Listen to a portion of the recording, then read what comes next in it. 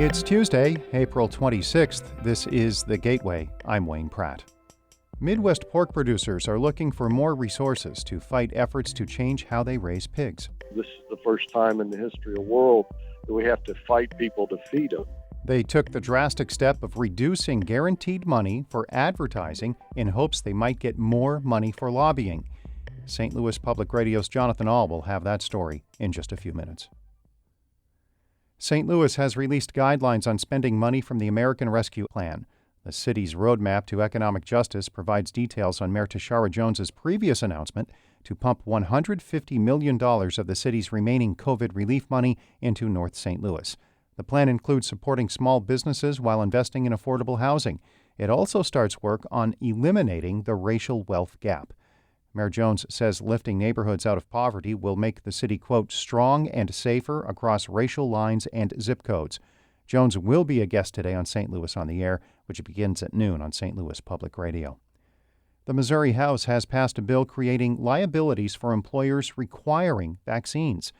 As St. Louis Public Radio's Sarah Kellogg reports, the bill received bipartisan opposition. House members voted 84 to 58 to pass the legislation that would create liabilities for employers, including private companies, that require any vaccination for their employees, not just COVID-19 vaccines.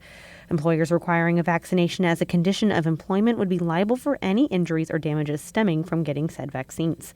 St. Peter's Republican Representative Phil Cristofanelli said the measure is bad for the state's business climate. In my view, it certainly doesn't say Missouri is open for business. It says that the legislature is now contriving new ways for you to be sued over behavior that you have very little control. The bill now heads to the Senate with only 3 weeks left before the legislature adjourns. In Jefferson City, I'm Sarah Kellogg, St. Louis Public Radio. Also out of Jefferson City, House members have passed legislation placing 911 dispatchers into the same category as police officers, firefighters, and emergency medical technicians. This designation gives them benefits and support, including PTSD treatment. Republican Representative Shane Roden of Cedar Hill says dispatchers truly care about the people on the other end of the line. And it's somebody that's been overlooked for a very long time. I think it's time that we bring them up into the 21st century with addressing them for what they truly are, and they're first responders as well. Language allowing first responders to be exempt from required vaccinations based on religious beliefs or medical reasons was removed, clearing the way for greater support from Democrats. Also in Jefferson City, the Republican-led House has voted to limit which high school sports teams transgender athletes can compete on. Members voted yesterday to require transgender students to compete on teams that match the sex listed on their birth certificates. Missouri's current public high school sports rules already prohibit transgender girls from competing on girls' teams unless they are undergoing hormone therapy. Missouri's Commissioner of Higher Education does not expect virtual learning to be a permanent part of the college experience. St. Louis Public Radio's Jason Rosenbaum has more from Zora Mulligan's appearance on Politically Speaking. Once the COVID-19 pandemic hit, higher education institutions across the state leaned heavily on programs like Zoom to teach classes. Mulligan says students and faculty found that virtual learning sapped away the personal connection that often comes with instruction.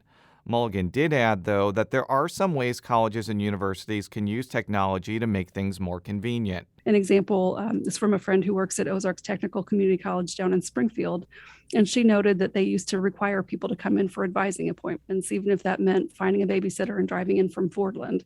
You can do that appointment just as effectively by Zoom. Mulligan noted that Missouri public universities and colleges brought students back on campus in the fall of 2020. I'm Jason Rosenbaum, St. Louis Public Radio. Centerville residents have faced issues with raw sewage and water flowing into their homes for decades. Now, scientists at nonprofits and universities throughout the country are working to better understand why the small Metro East community floods so often. William McNeil is a member of Centerville Citizens for Change. That's a community organization pushing for a fix to the flooding issue. He says the researchers collecting information about flooding is a welcome change. We didn't think nobody cared, and then nobody never reached out to try to help us regardless of how much you complained to the city. You know, they never wanted to hear anything we had to say about it. McNeil was a guest yesterday on St. Louis on the Air. He's hopeful the new research will lead to long-term fixes to the flooding.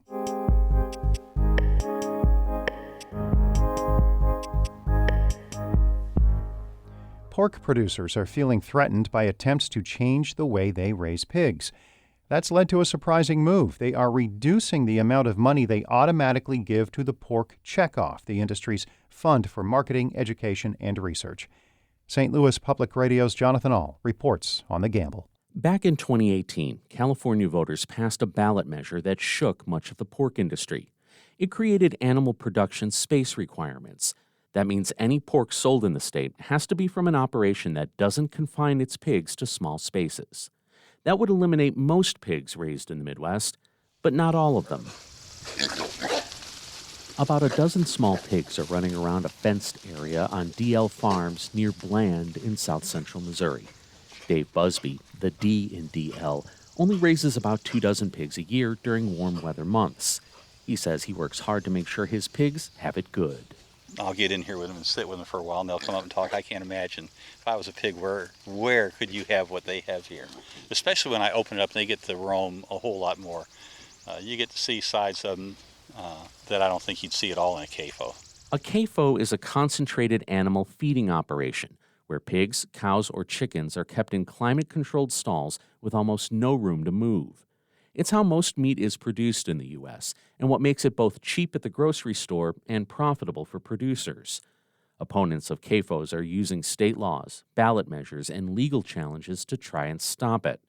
The pork producers are fighting back by taking money away from the National Pork Checkoff.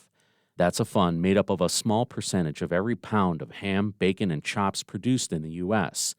It goes towards education, research, and marketing to help sell pork. An example is a very successful advertising campaign from the 80s and 90s. Pork, the other white meat. But that money is very regulated in how it's used. Bill Even, CEO of the National Pork Board, says one place the rules strictly prohibit it from going toward is lobbying. Because different people may have different opinions on different legislative topics. That was an area that was excluded from our jurisdiction. Pork producers have decided lobbying is important. So important that earlier this year they voted to decrease money for the checkoff, that guaranteed money for marketing, education, and research, so that pig farmers would voluntarily give more money for lobbying efforts. Scott Brown is an agricultural economist at the University of Missouri.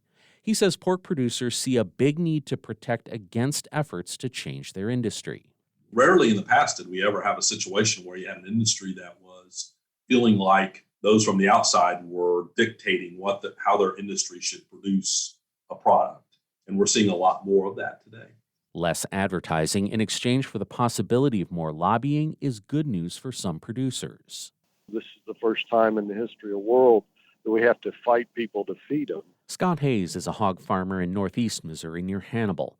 He says he's frustrated by the laws and lawsuits that are challenging the way he raises his 5,000 sows.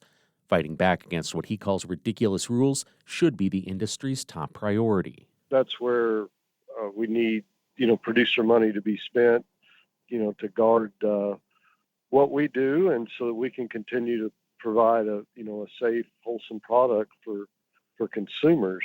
Hayes says he will take the money he saves from the pork checkoff fees and voluntarily give it to the lobbying wing of pork producers. But small producers like Dave Busby aren't interested in that trade-off. I don't want to benefit Smithfield. I don't need to benefit Cargill. These giant producers, they don't need me. They need me to buy their product, but they don't need me. Busby says he doesn't think any small producer will voluntarily give any money to lobbying and legal efforts. Well, I'll believe that when all of us sit down here and agree that they should raise our taxes too. I'm skeptical. But for some perspective, it would take hundreds of Dave Busbys to match the production and economic power of one Scott Hayes.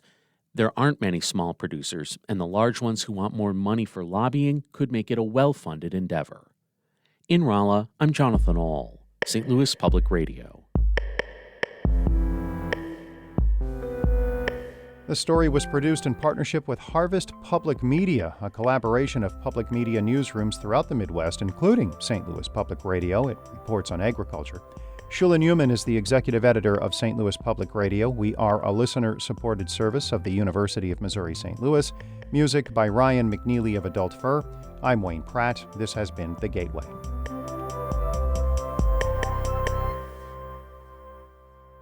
Support comes from the Missouri Forest Products Association, saluting Earth Day on April 22nd with an ongoing commitment to help offset carbon emissions with sustainable harvesting of Missouri forests. Details at choosewood.com.